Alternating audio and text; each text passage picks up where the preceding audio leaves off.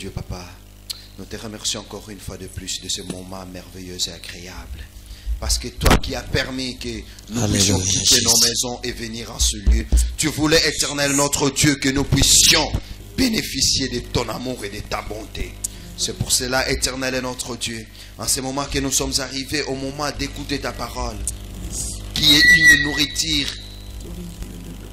Car ta parole dit, l'homme ne vivra pas seulement du pain quotidien, mais aussi de toute parole qui sort de la bouche de l'Éternel. Laisse que la parole qui sortira de ta bouche à travers le prédicateur du jour, Éternel notre Dieu, nous voulons que lui puisse s'effacer et que toi tu apparaisses en lui.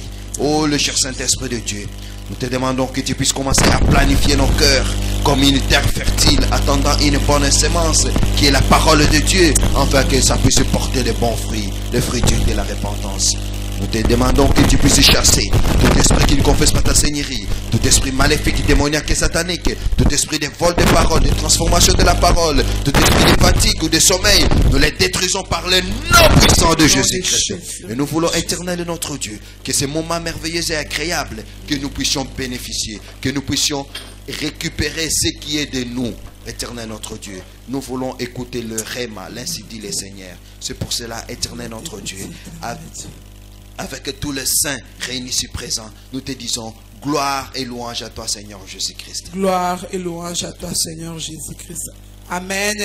Amen. Alléluia. Amen.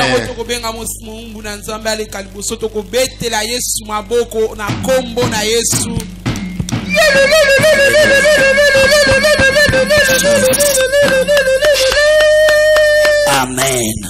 Amen. Amen. Amen. Amen na biso eza ya mike trop. Amen. Amen. Amen na biso eza ya mike trop. Amen. Amen. Alléluia.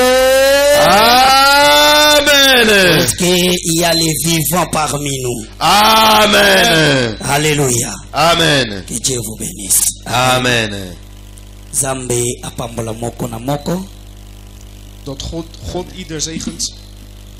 Au nom de Jésus-Christ. In de naam van Jezus. Amen. Hein? Amen.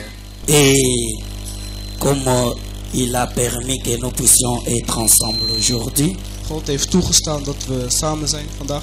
Et nous le disons aussi en signe de reconnaissance. Merci. En we zien het ook als herkenning, dus zeggen we dankjewel. Amen. Amen.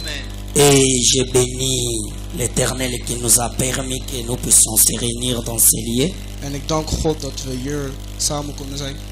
Lui qui a fait que nous par sa grâce et sa bonté nous puissions se réunir pour l'adorer et pour le célébrer. Dankzij hem kunnen we hier zo samen zijn en voor hem zingen en hem toejuichen. Amen. Amen. Et nous passons directement dans notre prédication du jour. En we gaan gelijk naar onze preek voor vandaag.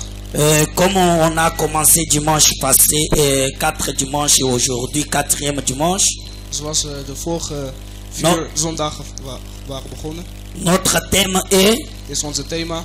Travailler pour la réussite. Amen. Werken voor het resultaat. Travailler pour la réussite. Werken voor je resultaat. Et nous avons parlé pendant 3 semaines. We hebben 3 weken erover gehad. Sur le travail et pour la réussite. En het resultaat. Amen. Amen. Et le dimanche passé, j'avais commencé quelque chose. En de vorige week was ik iets begonnen. Et qui avait à peu près 5 personnalités. Over 5 persoonlijkheden. Et on a parlé de 3 premières personnalités. En we hadden het over de eerste 3 Et persoonlijkheden.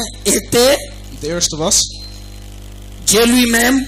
Jezus zelf. On a parlé de Dieu pour montrer que notre Dieu ce n'est pas un Dieu fainéant. We hadden het over God om te laten zien dat mais c'est un Dieu bosseur ou travailleur.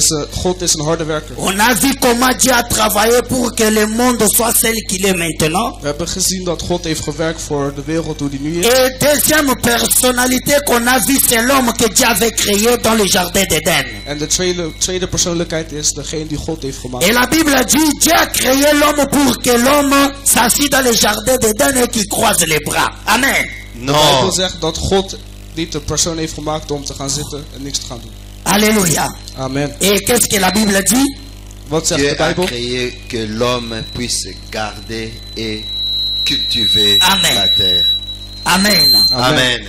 Dieu a créé l'homme pour qu'il fait deux travail.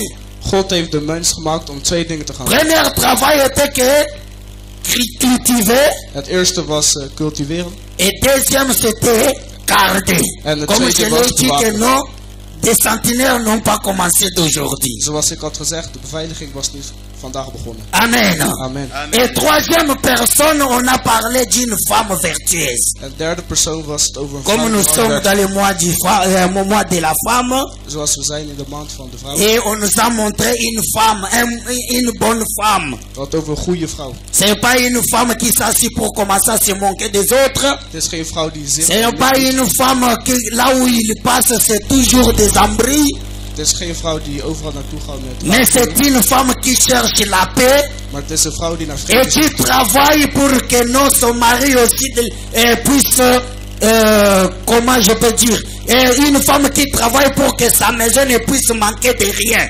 Het is een vrouw die werkt zodat Et haar nous avons huis- lu dans les Proverbes 31 de 10 jusqu'à 16. En we hadden in Proverbe gelezen. Et j'avais donné une devoir que non, chacun de nous puisse lire aussi tous les Proverbes 31. En ik had ook gezegd dat Mais iedereen... aujourd'hui, je vais parler d'une autre personne. Maar vandaag ga ik over iemand anders hebben. Et cet homme, c'est Jésus-Christ. En deze persoon is Jezus Christus. Et quand nous ouvrons nos Bibles dans le livre de Matthieu, chapitre 6, Als we onze Bijbel openen op Matthew. in het Nederlands, wat is dat? Je moet niet ook in het Nederlands lezen. Alléluia. Amen. Et Matthieu, chapitre... Marc, pardon. Marc, chapitre 6, verset 3. Mark, hoofdstuk 6, alinea 3. Je lis au nom de Jésus. Amen. Marc 6, verset 3. N'est-ce pas les charpentiers, les fils de Marie, les frères de Jacques, de José, de Jude et de Simon, et ses sœurs ne sont-elles pas ici parmi nous? Est-il pour eux une occasion de chute? Amen. Amen. Alléluia. Amen. Ici, nous voyons, on parle de Jésus. Hier zien we dat ze praten over Jezus. Jésus était en train de prêcher. Jezus was aan het Et preken. tellement les gens étaient étonnés de ce que Jésus prêchait. Veel mensen waren onder de indruk. Et ils ont commencé à se moquer de Jésus. Ze gingen hard op Jezus. Et les autres se disaient, mais ces choses qu'il est en train de dire là, ça vient d'où? En de mensen dachten, de dingen die Jezus zeiden, waar ze vandaan Parce que nous le connaissons. wat wij kunnen goed. Et c'est ce fils de charpentier qui est ici, Joseph. En het is de zoon van de timmerman. Et c'est quelqu'un qu'on connaissait bien. En het is iemand die we goed kenden. Et aujourd'hui, il nous parle de Dieu. Et ils se disent que non, il est le fils de Dieu lui-même. En nu praat hij over God. Mais ce n'est pas cet homme-là qui a fait la chaise que j'ai m'assis à la maison. Maar het is degene die... Ce n'est pas cet homme-là qui a créé le tabouret là qui est à ma maison. Het is degene die... Ce n'est pas celui qui a fait ma porte de la chambre ou de ma maison. Het is degene die de deur heeft. Mais qu'est-ce qui peut nous parler? Et toutes les choses là qu'il est en train de parler, ça vient d'où? Maar alle dingen die hij zegt, waar komen ze vandaan? Mais bien aimé, cet passage, on peut le prendre dans les plusieurs contextes. Dit hoofdstuk kunt we... Mais je parle du travail. Maar ik heb het over het werken. Je voulais seulement te montrer que non, Jésus, avant même qu'il commence son ministère, Ik wou zeggen, voordat il Jezus était un travailleur. was zijn harde werker. Parce que dans la maison de son père adoptif qui est Joseph, Want in het huis van zijn... Jésus a commencé déjà à bosser comme un charpentier. Was hij al begonnen met Cet werken. esprit de travail Deze geest van het werken et a continué avec Jésus jusque dans son ministère. heeft dan meegenomen. Comme je l'ai dit dimanche passé, Zoals ik vorige week had. vous savez, beaucoup de gens croient que Er zijn veel mensen die denken. et que non, le ministère de Dieu ou devenir l'homme de Dieu, c'est quelqu'un qui a échoué dans sa vie. En mensen denken dat iemand die pastoor is in de kerk is. Et il faut, quand il a échoué, là, il peut commencer son ministère. Dat wanneer hij gefaald heeft, dat hij dan. Mais c'est faux. maar het is nep. Parce que je vous ai montré dimanche passé que non, il y a des grands hommes que Dieu a ramassé de hautes fonctions pour qu'ils puissent laisser tomber ça et venir travailler pour Dieu. Maar er zijn mensen die hoge Ce functies que je voulais dire c'est quoi? zoals ik wou zeggen is, Faire le ministère c'est facile. in kerk beginnen is makkelijk. Mais comme mon père spirituel dit toujours, Maar zoals mijn pour tenir dans le ministère, il faut avoir les nerfs solides. Alléluia. Il faut avoir des nerfs solides ou une tête forte. je moet een hard hoofd hebben. Amen. Amen. Alléluia. Parce que si tu n'as pas la tête forte, tu as une nerf solide, Als je geen hard hoofd hebt, et tu ne peux pas tenir dans le ministère. kan je geen kerk behouden. Et fonder une église, c'est bien. In kerk beginnen is goed. Tout le monde peut créer une église. Iedereen kan de kerk beginnen. Mais le problème en est, Maar het probleem is, il faut tenir. je moet het kunnen houden. Alléluia. Amen. Et mes bien-aimés,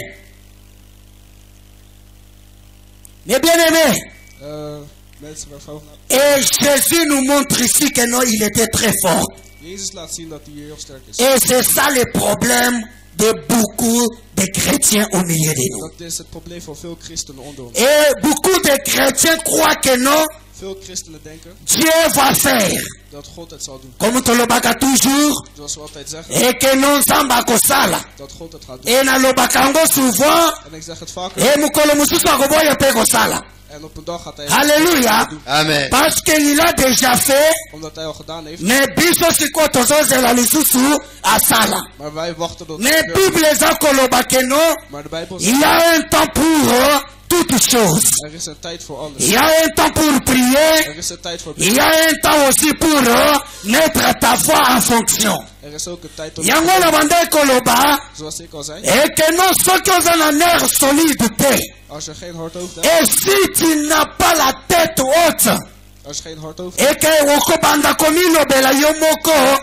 zou je met jezelf praten. et que non bato babandone ngai. En dat mensen je Pourquoi? Parce que beaucoup de gens baza koplere, Dat veel mensen huilen. et beaucoup de gens bazali kosalamante, En veel mensen die vragen zich af, et que non, pourquoi moi, balandaka ngai te, babandonaka toujours ngai. waarom gaan mensen niet achter me aan? Mais laisse-moi vous dire, mes bien-aimés, Laat mij jullie zeggen, et que non, Zamba lingaka d'abord mutu a tracé nzela na ye, God wil mensen die eerst zijn eigen et weg. après de tracer ce chemin, En nadat ze hun eigen et weg hebben gedaan, après lui-même, il va envoyer des hommes et des femmes qui vont t'aider pour que okoka ko progresser. dan gaat hij mensen sturen. die- Alléluia. Amen. Parce qu'il te laisse d'abord que ozala yo moko, Want hij laat je eerst in je eentje zijn, et que non poete tango kosala, zodat je als je gaat ou werken, tango kozala élevé, wanneer je zal, et que moto aloba na yo te que non,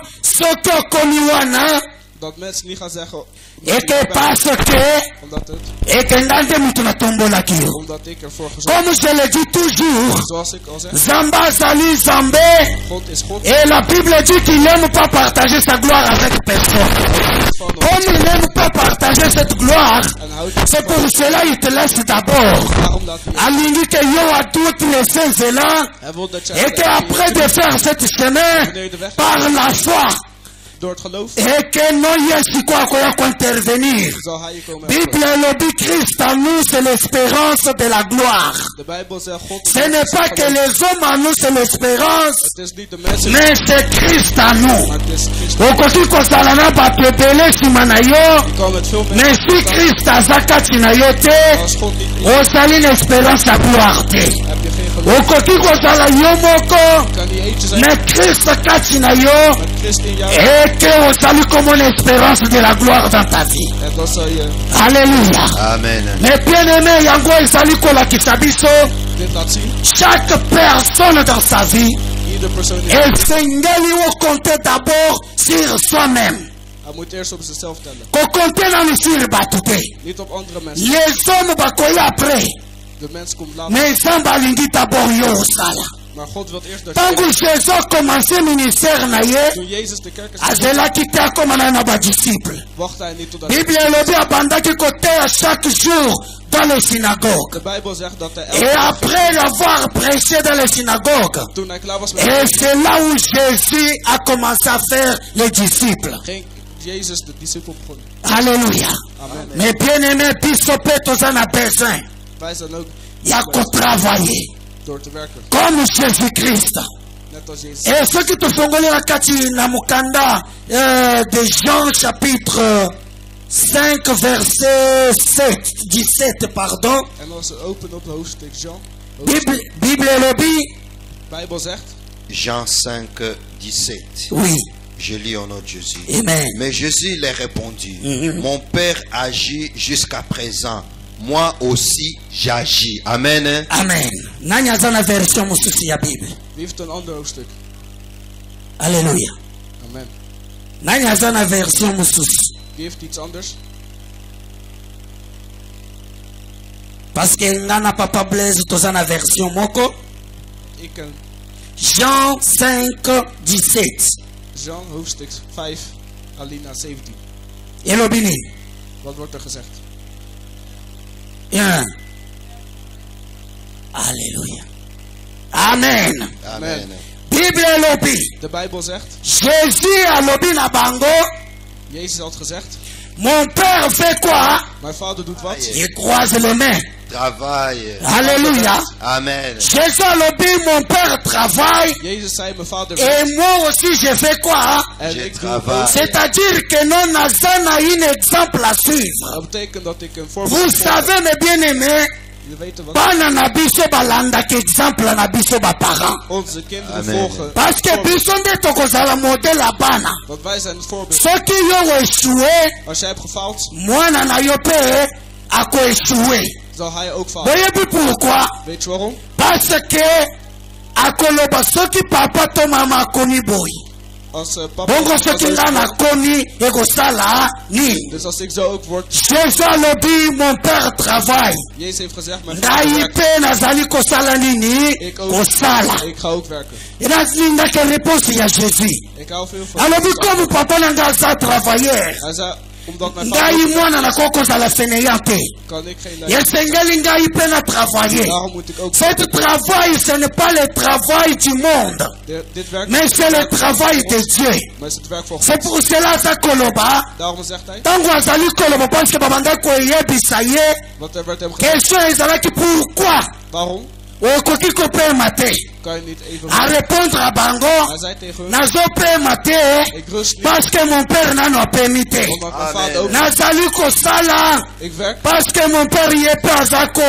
omdat mijn vader ook... Alléluia. Amen. Soki nzambe azali kosala, Als God werkt, ngai mpe nazali kokontinue na zal kosala. ik ook verder gaan met... Oyebi me bien aimé, Jésus alingaki alakisa bango Jezus wou u laten zien nakoki koguérir dat ik ook kan parce que mon père azali koguérir. omdat mijn Amen. vader ook geneest. Nakoki kobénir Ik kan ook zeggen parce que mon père azali kobénir. dat mijn vader ook zegt. Ti sikoyo aza kokontinue na koluka pour ke yo ozala na kimia. Tot nu zorgt hij ervoor dat je... Komi azoluka ke ozala na kimia, Omdat hij ervoor zorgt dat ngai je... mpe mpo nasalaka kimia wana etendre yo bisika Zal ik ozali. ook voor zorgen dat je... C'est ça le travail. Dat is het werk. soki okontinue okomona bible eza koloba Als je verder gaat... ete jésus abandaki kotambola de ville en Dat ville Jezus ging veranderen van stad naar stad. parce que Omdat azalaki na posa ya kokende koluka bato oyo nzambe azalaki na bango besoin. naar het zoeken van... Nalobaki dimanche passé, Ik had vorige week gezegd, notre dieu aza nzambe oyo asalaka onze God is na iemand die kati ya werkt. misala na ye, In zijn werk e asali toujours kokontinue na kosala. gaat hij altijd verder. Nalobi werken. ntango yo ozolala, Wanneer hij slaapt, c'est pas pour rien bible eloba animbaka te alalaka te. het is niet voor niks dat de Bijbel zegt Bandoki dat God basalaka slaapt. réunion na butu Duivels doen rare dingen in de avond. eke basorcier nyonso basalaka bamisala na bango na butu, En geesten doen raar. mais soki nzambe alalaki na butu lokola yo, En als God ging slapen, nayebi te soki olingaki osuka wapi. weet ik niet waar je C'est pour slaapt. cela balobi alalaka te, Daarom wordt er gezegd, animbaka mpe te, parce que ntango yo olali want wanneer jij slaapt, ye azali koveille sur yo, waakt hij over jou. ntango yo olali Wanneer jij slaapt, azali kodétruire benemi.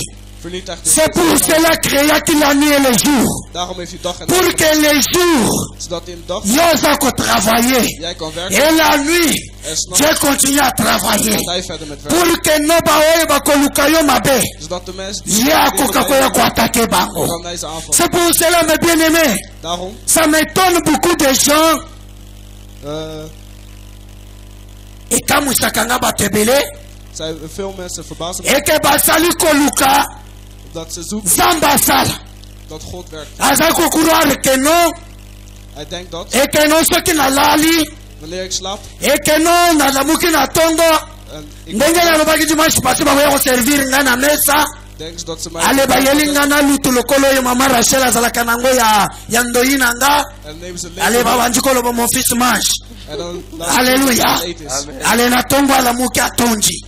En in de ochtend wordt hij wakker. Alléluia. Amen. Mais nzokande Bible elobi. En de Bijbel zegt, Chaque chose a, Son temps. ce n'est pas tous les jours prier. het is niet elke dag. Mais après de prier, Maar na het bidden esengeli mettre foi na yo na. En pratique. Alléluia. Amen. Mais si tu n'arrives pas à sortir, maar als je niet eruit kan po komen, ete nzambe akoka kosala, zodat God kan werken, moyen nzambe asala, is er geen manier om. nalobaka ngo awa, Ik had vorige keer gezegd, osengaka mosala, je vraagt om werk, ozelaka ozende biro ebenga yo. je wacht tot dat uitzendbureau. Kombo okomisa te, Er is nooit, ozozela baloba nzambe akita likolo, je wacht tot God van akenda boven komt yebisa par exemple tempo tim, en dat hij naar tempo ke no omoni mon fils wana, dat botya kombo na ye na bato oyo lista ya priorité. zet hem bij de Ye nde moto akoso mosala lobi. hij gaat werken Après sikoyo pointe même pas, en je hebt niet eens otali opgegeven. même nani banonso te ya mosala. Je hebt niet eens facturen. Alors sikoyo nzambe azino namoni na trouvele yo fozala directeur d'entreprise. En God heeft gezien, jij moet Après aya azwi yo en dan pakt hij jou. aye na mosala ntina ndako e. Hij komt met jou met. Alobi no mon fils mosala olukaki, Hij zegt nu het werk die je mais zegt. c'est n'importe quoi. Maar dat kan niet. Alléluia. Amen. Eza n'importe quoi. Het kan niet. Tokoma kosakana na nzambe. We spelen met Nzambe God. aza nganga te. God is geen raad. Meme banganga bakosaka biso. Po nganga pesa yo lokoza nango bezo alobaka kende koluka. Als iemand het zegt, dan zegt ze gaan. C'est-à-dire, Het is après de prier, na het bidden, osana quelque chose ya kosala. heb je iets te doen. C'est pour cela aza koloba Daarom zegt hij, et que chaque chose alles wat je doet, a son temps. alles in zijn tijd. Mais bien aimé, esengeli to travailler. Je moet hard werken. Comme nalobaki que cette année 2012, Zoals ik had gezegd, dit c'est l'année que tu prier comme des étoiles. is het jaar dat we moeten bidden. Pour prier comme des étoiles du ciel, Te bidden als net il faut d'abord connaître celui que nous sommes en train de servir. moet weer eens kennen. Babenga kabiso les serviteurs et les servantes de qui? C'est Het noemen Dieu. ons de werken van God. Les serviteurs et les servantes de Dieu. Pourquoi on babenga kabiso mon service c'est quoi? Waarom noemen ze het woord werken? C'est-à-dire que nous travaillons pour eux. Dieu. Toza bana misala ya. Nzambe. Nalingaka ngo bien. Bana misala parce que bato bamonaka serviteur c'est trop orgueilleux. Dat mensen zien dat Mais toza bana misala na lingala ya solo baboyi ya nzambe baumba yango wana mama yo yebi yango Amen. bangamba na ye. Alléluia. Amen. C'est pour cela, mes bien-aimés, je sens que nous, en tant qu'une étoile qui va briller, daarom et Seigneur, yo travailler. moet je werken. Alléluia. Amen. Même dans ton étude, Zelfs in je lessen. et Seigneur, il te que constater que non, bon résultat et kopima kaka bongo ba pesio. Dat betekent niet dat de Soki oza ko résister te, als je niet leert, soki ozozwa pe tante ya kokende classe, als je geen tijd hebt, kokanisa te ke nzambe akoya kosinye nani privé nani na yo diplôme na yo yango oyo zwa. dat betekent niet dat God jou Nzambe azalaka tricher te. God is geen Nzambe te alingaka bato batrishaka te. en hij houdt ook niet van. Yango alobi mon père travaille, Daarom zegt hij, je moet moi werken. aussi je travaille. Zal ik ook werken. Nazosenga que chacun de nous a travaillé. Ik zal vragen dat Kozala na ministère c'est bien.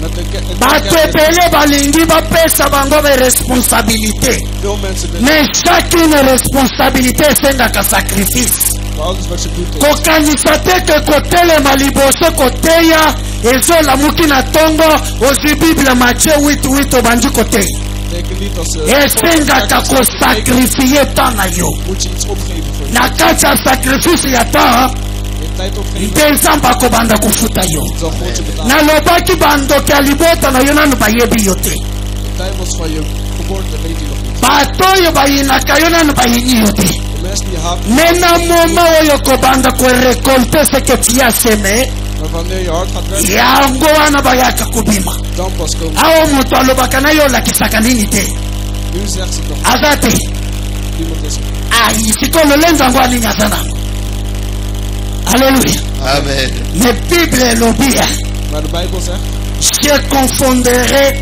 vos ennemis Amen.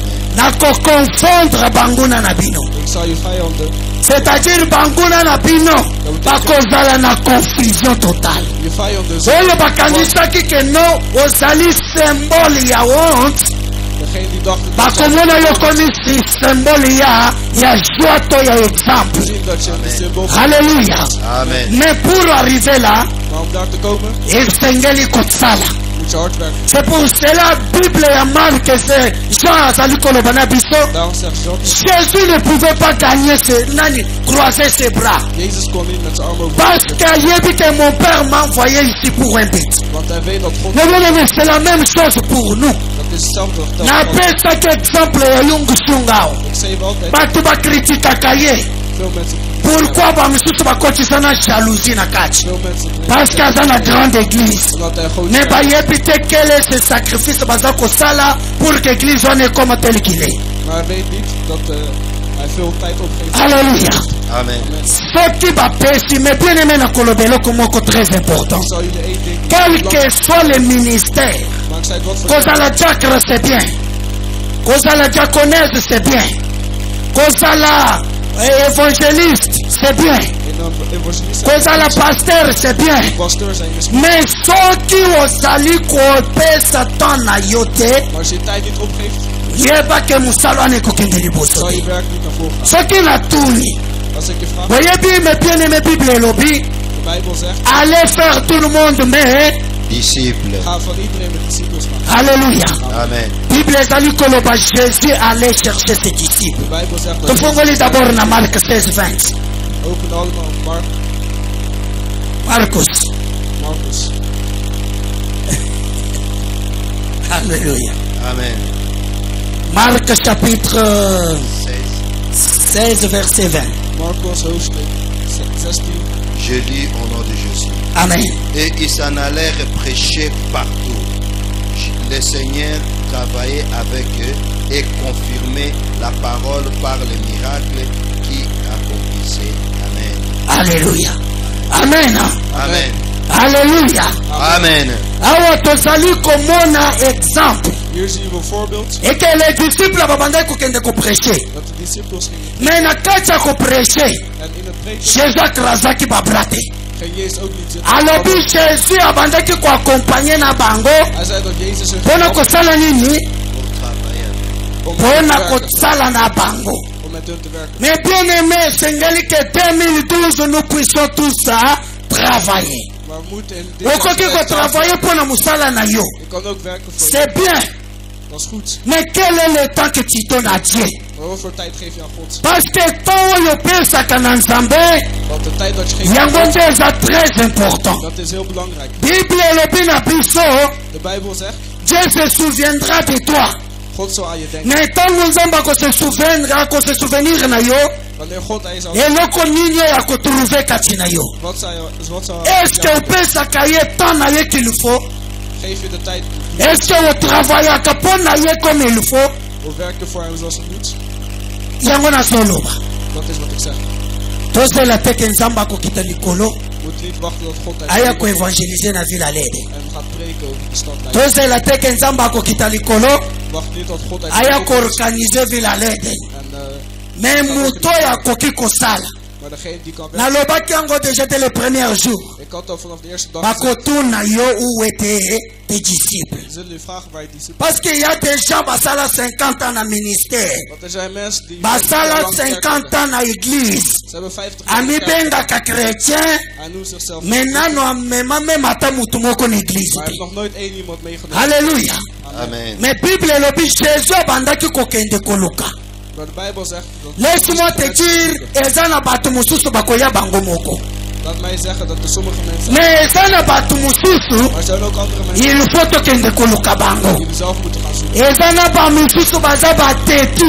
Er zijn zelfs andere mensen die koppelen Mpona baya, om te laten il komen. faut opesa temps na yo. Moet je al je tijd geven. Soki ozopesa temps te, Als er geen tijd is, moye mpe aya, is er geen manier. c'est-à-dire okelelo, Dus je moet. alaki yo. Lobi, Je gaat morgen ook. alaki yo. En zegt, Suka na suka nzambe akotoshi. tot het eind zal het leven. Boyebi tata moko, Er is één persoon. abanani na banda koyoka témoignage. Kan iets Alobi non nzambe nasali plus de 2 ans na kati ya église depuis na bongwana. Hij zegt nee. Ik, Mais sala ngai ngolu sikoyo ngai mpe namema mutu na église. maar laat me ook iemand nemen. Atali à gauche à droite mutu aza te. Hij kijkt links en rechts. Alobi ziet iemand. nzambe Hij zegt Jezus. naza na voisin za awa. Er is een buurman die. Mais voisin ngo ngai na ye tosololaka te. Maar onze die buurman daar. Sala mo occasion moko pour que permettre ngai na ye tokoka kosolola na ye. En zorg ervoor dat het met hem kan praten. Samba comme aza nzambe Dat God a God permettre première occasion. die ene Tata wana banda ye kosala soki garage na ye, de man was bezig met zijn porte ya garage bloqué. garagedeur bezig. Bala moko voisin mpe azoleka. En toen kwam daar de buurman. voisin tuni ye birman na ye te yo. De buurman zei, kan ik je helpen? Eyi alobi wi Hij zei ja. baye bayedani Hij zei elkaar gaan helpen. première fois. Dat was de eerste keer. Alobi ah nzambe merci. Hij zei God dan. pesanga lisusu occasion mosusu. Geef me nog één. parce que eza te ke bato ebele bakanisa kaka na ye mbala moko nzambe alingi yo. Het is, ik kan niet gelijk naar hem toe Non, gaan. d'abord il faut créer les relations. Je moet eerst zelf C'est par ba relation wana en door die relatie. te moto ekosala ke no nzambe akoka kotushe motema pour ke yo okoka koyebisa ye oyo apele ya nzambe kati na vi na ye. En dan gaat God ervoor zorgen dat je met de Deuxième fois azoleka tweede keer dat hij langs amoni birman azobongisa bapelouse na ye hij ziet dat zijn buurman bezig is met atuni de ye birman nzoka ntango azosala bapelouse en azangi sikoyo nani tondezo bakatelaka nango pelouse had hij geen heggeschaar. alobi a birman nayede yo Hij zegt, buurman, kan ik je helpen? naza na tondeze na ndako Ik heb thuis een heggeschaar. abimisi tondeze apesi ye Hij pakt die heggeschaar. ntango alingi asala alobi nakoko yede yo En wanneer hij dat deed, alobi kan probleme ik eza te zei er is geen babandi kokupe bango nyonso bazolongola basali te bakebwaka Zij ze allemaal.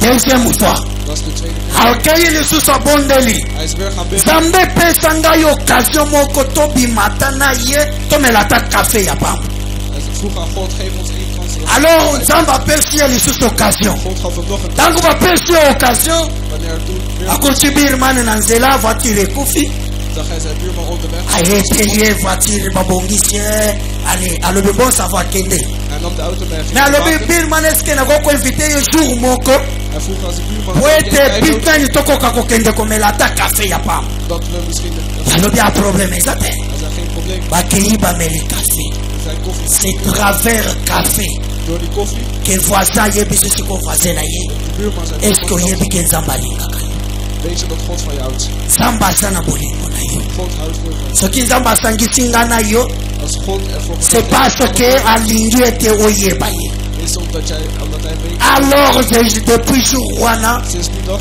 e nakotala comportement ke birman azalaki na yango voisin En dan zag hoe zijn buurman cet homme azalaki gagné was die man gewonnen. boyebi eloko ezali koempeshe biso bato bakoka kopusana pembeni ya nzambe En er is één ding dat ons ezali bacomportement na biso is ons karakter. okomona voisin asololaka na voisin na ye te Je kan zien dat zijn buurman, ntango opesaki miziki makasi wanneer hij hard is, voisin asiliki wordt de buurman. aya yebisi yo voisin okokokitisa moke Hij komt en zegt. yolobi alungwela ngai kuna Hij zegt ga weg. yo omoni kaka mboka yango ya yo Jij denkt dat dit land van jou is. me mokolo nini okoki oyebisa voisin siko nzambe alingaka yo Maar wanneer kan je dan zeggen dat halleluya pour voir comment nous biso, surtout biso africains, Om te laten zien hoe tout ça la que fort à mon côté. zorgen we nooit. Nakoki kokende encore plus loin. Ik kan nog verder. Bato ebele bakoma koboya kopesa bato telefone na baeglise. Veel mensen willen niet Pourquoi? elkaar nummer uitwisselen.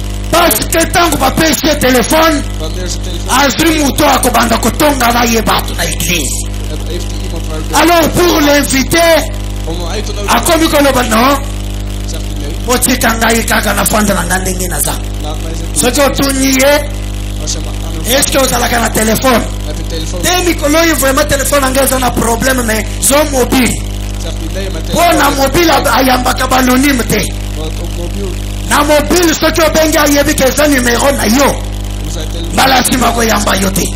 zal die niet opnemen. Mais voici comment moyen tokoka koganye eza te. Maar er is geen Na église c'est question ya kopesa mon frère et ma sœur numéro ya telefone In de kerk is het goed om nummers uit te wisselen. eza te mpo na kotonga. Het is niet om elkaar te staan. bato bakanisaka seso kaka baeglize ya banor nde batongaka.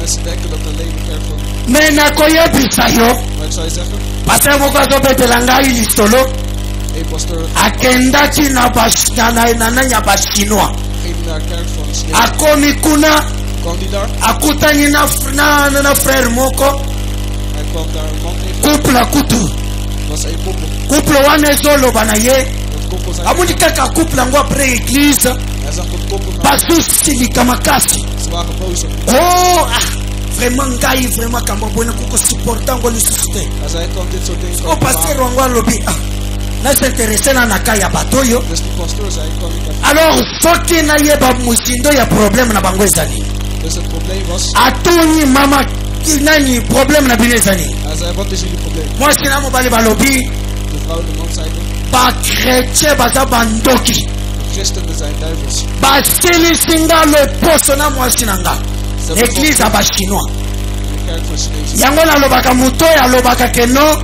bato pembe batongaka te Omdat mensen zeggen dat blanke mensen. apaske nano afanda te. Is omdat ze nooit samen. Mais bien aimé matongi eza partout mais fo koyeba komibatela. Maar je moet jezelf kunnen beschermen. Alléluia. Amen. Amen. C'est pour cela esengeli kochange numero bit nango eza soki namoni mamentela ye te Als ik zie dat iemand mwana na nzambe mosala na ye ezali kobenga mpo na koyeba mama pourkui namonaki yo te. het werk van iemand. Okoki kozala na eglize Je kan in de kerk moto zitten. abeli pendant toute une semaine Iemand is een mais week. moto ayebi te. Maar niemand weet het. Pourquoi? Waarom? Quel est le travail que nous sommes en train de faire? Wat is het werk wat Bible elobi Jésus partait travailler avec ses disciples. de Bijbel zegt dat Une autre manière abandaki korendre visite na badisciple ye pe. hij ging zelfs Boyebi me bien aimé empo nani chef ya compagnie een goede baas ezali oyo apesaka mitindo te is niet iemand die ervoor zorgt, mais un chef ya compagnie maar een goede baas eza oyo azali kose sacrifie mpo na batravailleur na ye. is iemand die zich opgeeft voor Mais bien aimé tu peux pas être une modèle je kan geen voorbeeld soki zijn yo moko oza exemplaire te. als je zelf nog oteyaka bato bapesa jim je zegt yo moko opesaka jim te. maar geef zelf oteyaka bato baya intercession je zegt dat ik intercession tikela bato mosusu geef olobaka noko kogene eza bien yo moko ogenaka je te. zegt tegen mensen dat ze moeten vasten maar je doet het zelf niet eens. Alléluia. Amen. Mais bien aimé bible elobi jésus azalaki modele Mensen zeggen dat Jezus voorbeeld is. abandaki kopesa badisciple modele. Hij gaf mensen olingi kozala mboli te wil je goede les olingi osala nani présidente ya bamama wil je president van olingi osala diacre ya église. Laisse-moi te dire laat mij zeggen et que non un bon exemple commence par soi-même. een goed voorbeeld begint bij Montre d'abord l'exemple. laat eerst een goed Mais bien aimé ngai nalobaki mpo na ngai awa ik had vorige keer mais je ne suis pas là pour parler na ngai ik ben niet hier mais nazali kopesa ye exemple. maar ik geef je een voorbeeld bato mosusu okomona nzambe akosala andere mensen hoor je zeggen aza na mosala God heeft gewerkt nano atrouve mosusu te hij heeft nog geen ander werk atiki oyo. hij laat op ander werk Est ce que oza korefléchir? denk je dan na Alléluia. yokanisi soki otiki ogene nde elobi ozwi mosala jij denkt dat als je je werk laat vallen na gaat crise vasten économique oyo met deze economie parce que bato balingaka basalela bango oyo bango balingi. dat mensen mensen willen dat beaucoup de dat chrétiens bakomisa nzambe veel mensen zorgen ervoor dat God, bapesaka ye mitindo dat God doet wat jour hij wil. moko nakenani samedi passé Vorige week nakendaki na cadre na ngai ya koevangelize was ik naar mensen, nakete ya couple moko na ledenedor ging ik een koppel geven. nakomi kuna Was ik daarachter, nateyi bango esili dat ik napina nani ekomi moma ya kobondela dat ik net gaan bidden. nabaki kobondela na bei nzambe Ik begon te bidden. nasengi God, na yo pambola couple oyo ik wil dat je deze Zambe. koppel zegent. nasengi yo milimo nyonso ya maboye eza kotungisa ndako oyo okoka kobengana yango na nkombo ya yesu masiya Ik voel God dat hij alle slechte boze nasengi yo nzambe batela bana ndako oyo Ik wil dat jij deze kinderen... nasilisi nalobi amen Ik was klaar en zei amen. apres batalani mwasi na mobali Daarna keken ze elkaar aan. batuni ngai oh Dan vroegen ze mij. sikoyo yo obondelaka nzambe mosusu Dus jij bidt voor een ander. ngai nalobi pourkui Ik zei waarom? alobi na ngai no Hij zei nee. toza na paster moko alekaka na tele awa We hebben ook een pasteur die op de wereld is. ekomaka kutu moma moko mobali na ngai alobi kanga tele wana Er komt zelfs op het moment dat soki ekomi kaka turu na ye ya kobondela wanneer het zijn, epesi yo na kanda krijg je stress van. tie tu dois God je donner God je moet geven. tie tu dois bénir God je moet, tie tu dois guérir God je moet genezen. mais koma yo ozoloba ke no nzambe tipe Hoe kan je zeggen dat God iets moet? alleluya nalobaki na ye Zeg je nazo réfléchir dat ik nadenk en tant que mwana als kind. nake liboso ya papa na nga Ik ga naar mijn nalobi na ye ke no papa ik zeg tegen il mijn faut vader, opesa ngai eloko wana je moet mij iets geven. eske akopesa nga Denk je dat hij Jamais. iets gaat alleluya Amen. mais sikoyo ko liboso ya nzambe Dus nu oyo aza pa meme niveau moko na papa na nga is niet eens op het koma nako niveau. kokende koose koloba ndenge na ye ke no esengeli kaka kosala Hoe kan ik God zeggen? ce n'est pas ce que la bible nous enseigne Het is niet wat bato batangaka notre père bakomprenaka yango te veel mensen Que lezen. ta balobi ke ta volonté soit fait. alors sikoyo na volonté ya nzambe yo komi kooblige Dus wat God wil, alleluya Amen. alors yango nayebisi ye no nazosenga ik vraag, nameki koéclaircir bango ik wou ou bien kobandaki kocomprendre bien te of ze begrepen. moto baordonaka Iemand die eza kaka diable is de duivel. parce que la bible dit Want de Bijbel je vous ai donné le pouvoir gaf de marcher sur les serpents et sur les scorpions de slangen en schorpioenen et même sur les principautés de ce monde en zelfs op de slangen. c'est-à-dire naza na pouvoir Dus, ya kortone na milimu mabe dus ik kan alle boze geesten eke no bobima na nkombo na yesu en dat ze weg moeten gaan. me nakokortone nzambe te Maar ik kan God niet. nakosenga na mawa na yo Ik vraag je ke soki okoki kosala dat je kan werken. ekome nayebi ke asalaka En omdat ik weet dat hij werkt, eke no nayebi ke no azosala dan weet ik dat hij alleluya Amen. alleluya et Amen. depuis là bato oyo batali nga En sinds die dag balobi nzambe apambola yo hebben ze gezegd dat God mij zegent. parce que okomprendre makambo yango oyo ozosala Omdat je begrijpt alleluya dat Amen. tozobungisa bato ebele parce que tozomona kaka ke no tika kaka nga mpe nakoma lokola interne we raken veel mensen kwijt. mebileme kotravaille mpo na kotravaille te Je moet niet werken, mais kotravaille mpo na bolamu ya nzambe maar je moet werken. mais bien aimé soki tolingi église grandir Als je wilt dat esengeli totravaille je moet hard werken. bilan na yo kopesa ya ne oyo en tant que étoile ki ya brille okoyebisa nzambe ke na brille wapi Waar ofondaka na bapaye ofondaka na bato oyo bayebi nzambe te je zit met mensen die God. ofondaka na bato oyo balunani baza na bamaladi Je zit met mensen die. me nzambe asiato ya kerizo kati na yo Maar God heeft. yango wana cette année tozochange système Daarom dit jaar zullen we veranderen. tokobanda kokosuwa na biso nyonso tokei na hopital We zullen met z'n allen naar nzambe akondire biso na chambre moko tokei de bote kamer. bato baza na bato ya kerizo tomona alleluya Amen. yo omoni ndenge tofanjika kimia bamisusu bokomona bamichopi ebimi na nzambe etale bapakati mbango alleluya mais bible elobi celui qui est à nous est plus fort que celui qui est dans Ce monde. De Bijbel zegt dat degene die in ons zit, is sterker dan. mais bien aimé esengeli totravaille Maar we moeten hard werken. e totravaille mpo na gloire ya nzambe We moeten werken voor et ons non mpo na gloire ya bato en niet voor andere mensen. e pamba te soki toza kotravaille En als we werken e tozali kopesa bon fruit en we geven goede efruit resultaten. wana nde moto ekopesa biloko nani resultat ya malamu. En de resultaten zullen ervoor zorgen voor. Nzambe azosenga biso tozala bamodele. God wil modele na comportement na biso en tant que bana na nzambe. als een goed karakter. Tozala modele na elobeli na biso en tant que bana na nzambe. Moet de voorbeeld lolenge na biso oyo tozali ça tire les gens vers Dieu. en hoe wij zijn, zullen mensen.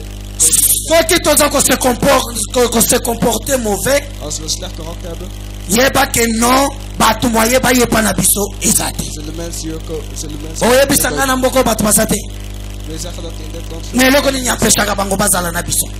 maar wat weerhoudt ons daarvan? Alléluia. Amen. Parce que nous aimons toujours les critiques.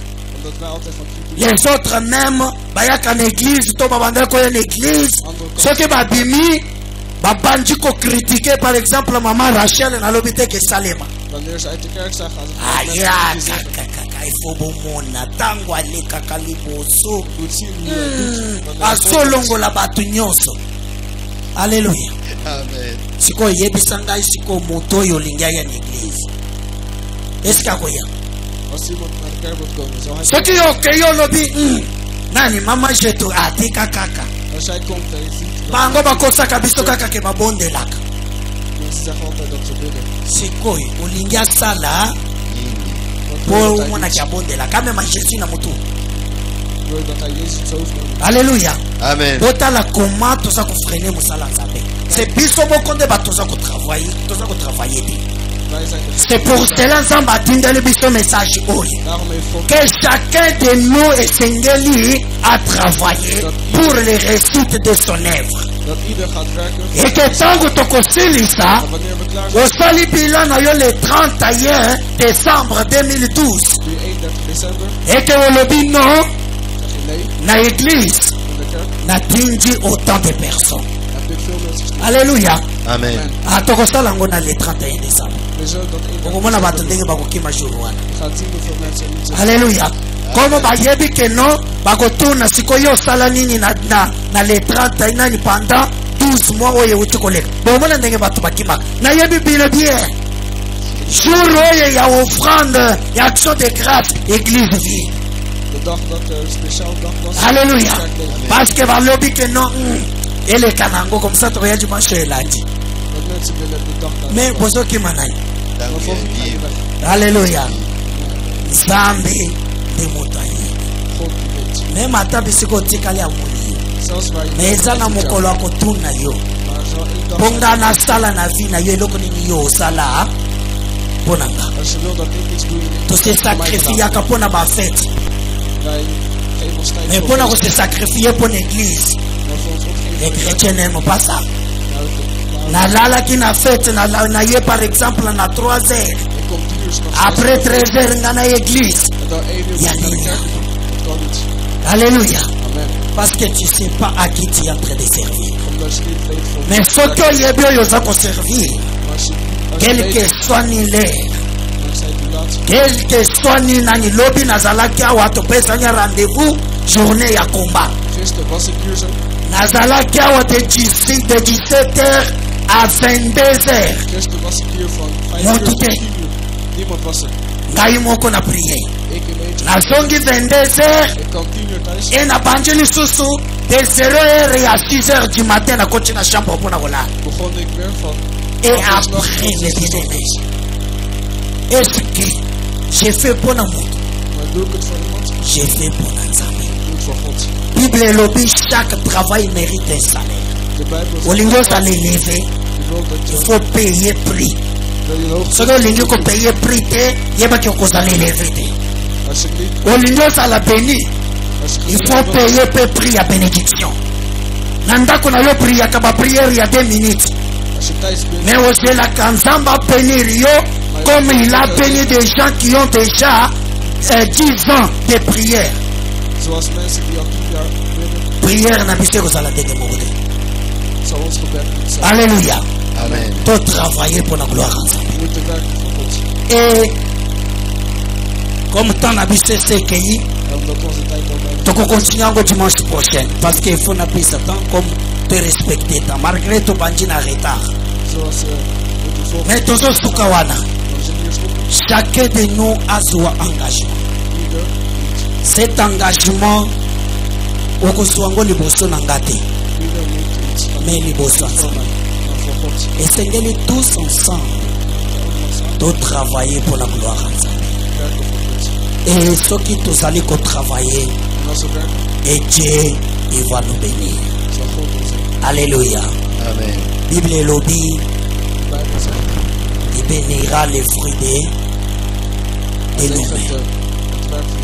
Alléluia. Amen. Quand il travaille, et en travaillant, na pe oyo ko gagner, zambe nde akopambola yo. Ko gagner c'était que osalaka te, ozozela bapesa yo mbongo nani salaire na moto asalaka. Ezalaka te. Ero sali, ero yo o.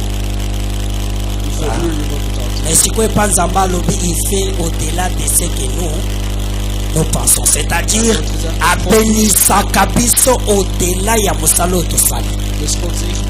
Alléluia. Amen. Yo Sala qui pona désert. Mais à Fouti yo pona 10 ans. Alléluia. Amen. Kenzamba Pambola Biso. Amen. Et Tokomi, dimanche prochain, tu vas continuer la 5e personne qui est les apôtres. Donc, comment on appelle que non, les apôtres, ils ont travaillé. Et Bazako Senga Bisope, tout l'anda exemple là-bas. Que Dieu vous bénisse. Amen. Alléluia. Amen. Alléluia. Amen. Amen.